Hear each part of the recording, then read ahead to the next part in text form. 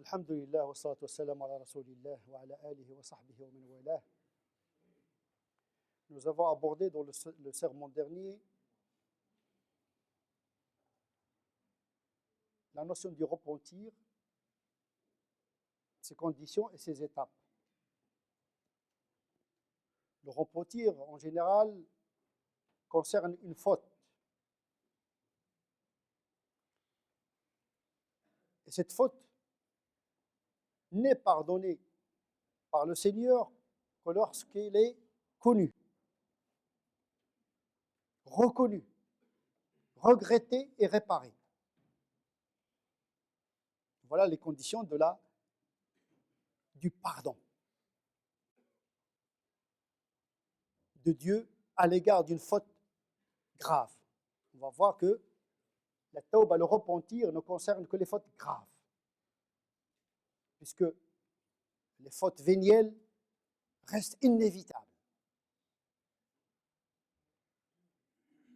Il s'agit de parler des fautes, je dirais, capitales, les fautes graves. Et donc, il faut connaître la faute et son degré. Parce que c'est en fonction du degré de la faute que les conditions du repentir sont déterminées. Plus la faute est grave, plus les conditions du repentir sont exigeantes, d'une exigence particulière. Il faut connaître la faute,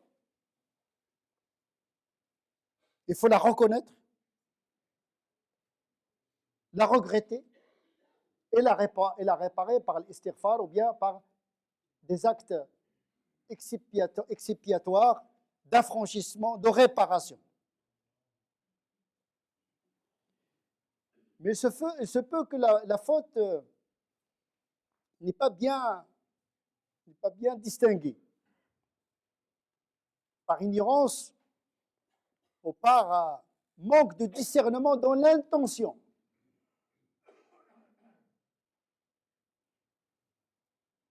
Il se peut que nous faisions quelque chose en apparence conforme, mais au fond, aux yeux de Dieu, c'est une faute morale. Et parfois, nous avons beaucoup de difficultés à cerner l'intentionnalité de nos actes.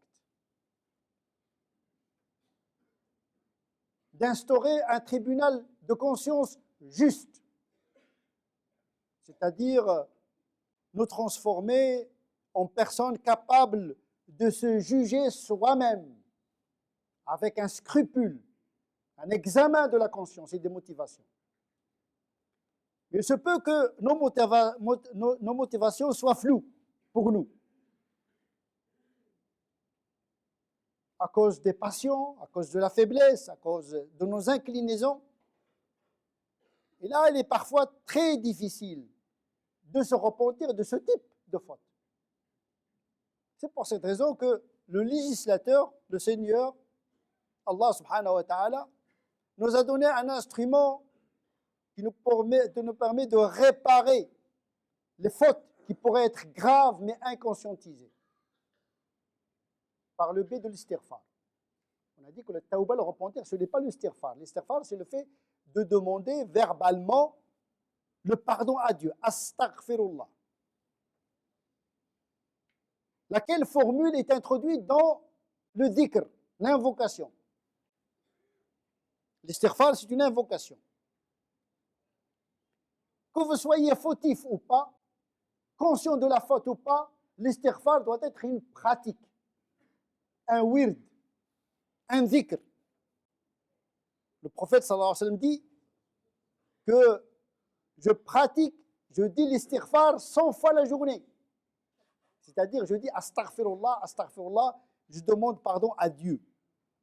C'est un acte cultuel, spirituel, qui vise justement à combler l'imperfection dans le repentir.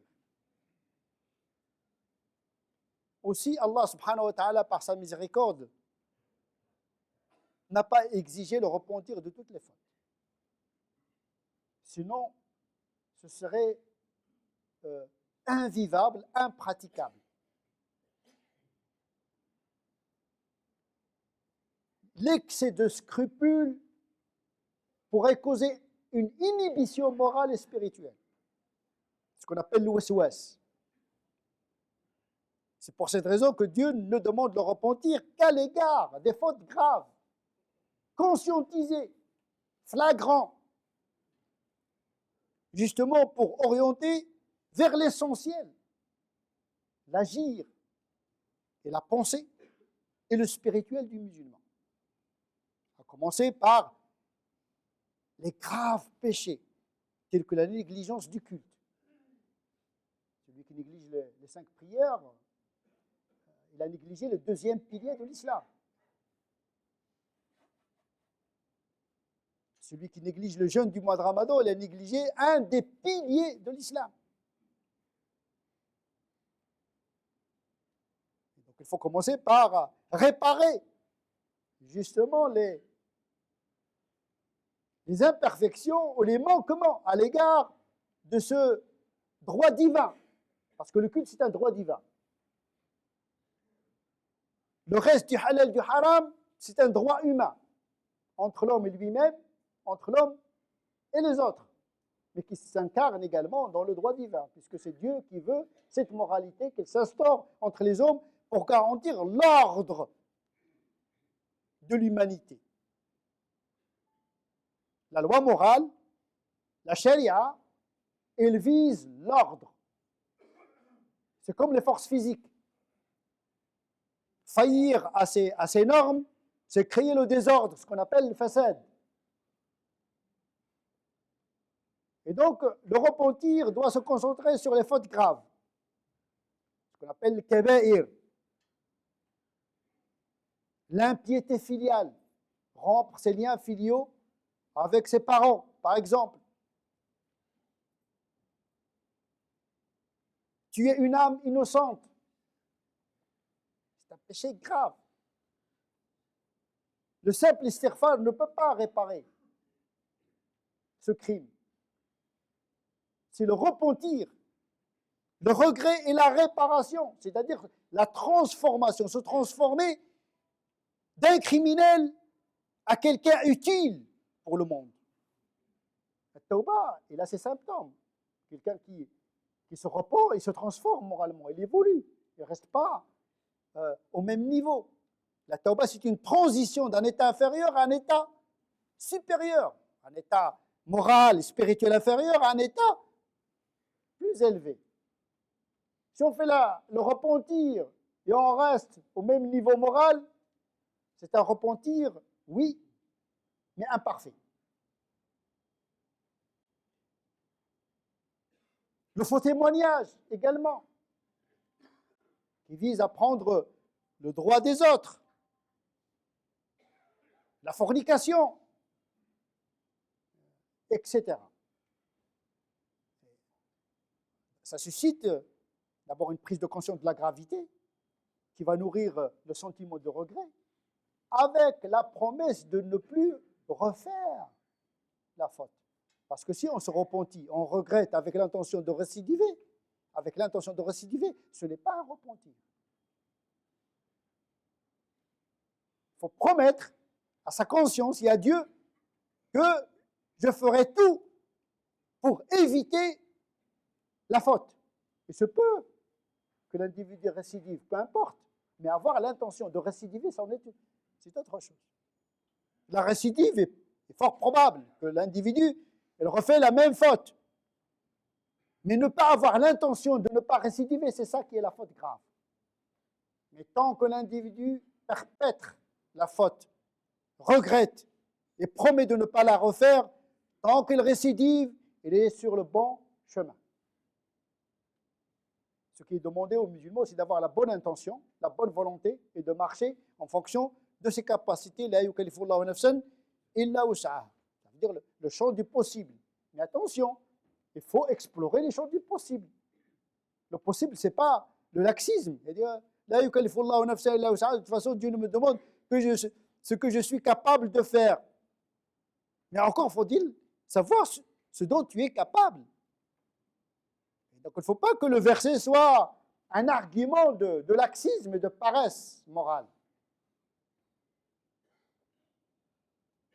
Donc le repentir concerne les fautes graves.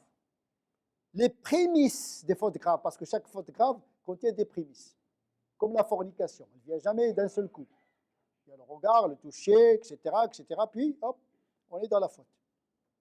Le mensonge également. Il y a le mensonge grave, mais il y a les prémices vers le mensonge grave. Donc tous les prémices des fautes graves ne sont pas graves, mais peuvent mener l'individu vers la faute grave. Ce qui est demandé, c'est le repentir à l'égard des fautes graves. Le reste est comblé par la grâce de Dieu.